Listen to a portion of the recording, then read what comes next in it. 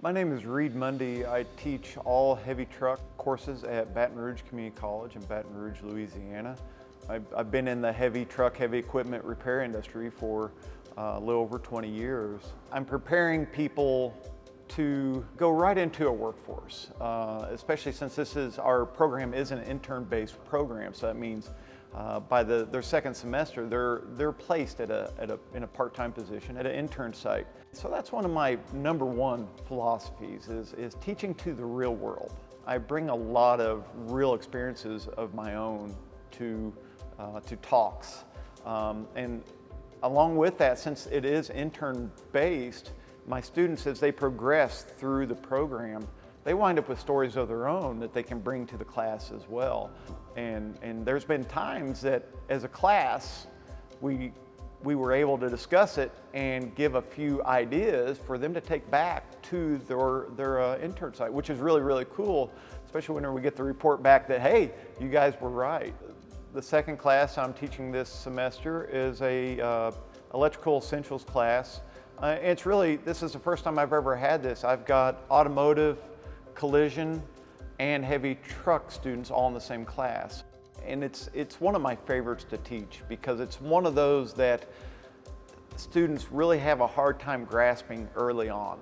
But about the fifth or sixth week, or maybe even the fourth week, most of them, the light bulb goes off. And that's just one of the most awesome things to see, is to see the student that is really, really, really struggling to understand the concept of how electricity works and how we manipulate it and control it to do what we do in our vehicles, which is a huge part of our vehicles today. To see the students that really struggle grasping it, and then all of a sudden they just get it. I've had students that's never ever picked up a wrench.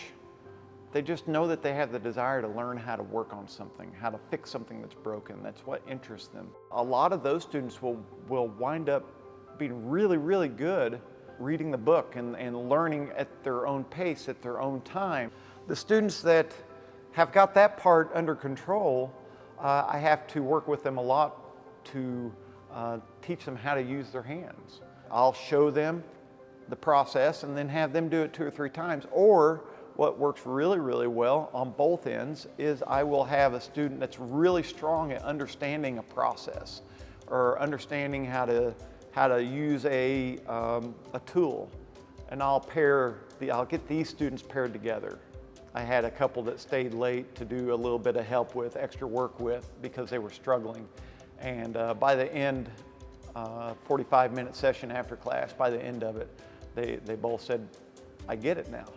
The students that have that hands-on background, a lot of times they've learned the incorrect way.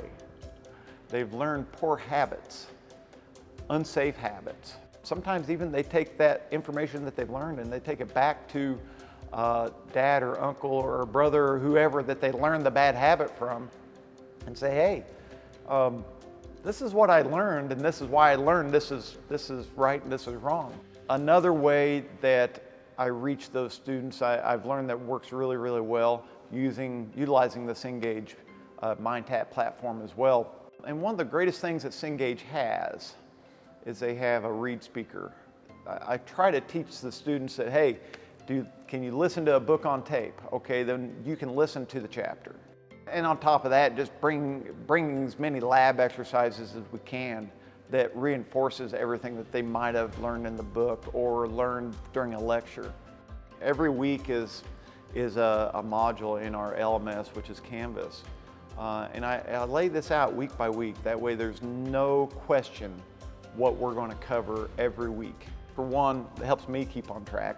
Number two, if a student is out sick, which there's been a lot of that in the last 16 months due to COVID-19, if a student misses some time, maybe a student isn't allowed on site because they've contracted it, but they feel fine. And so they can continue to work at home.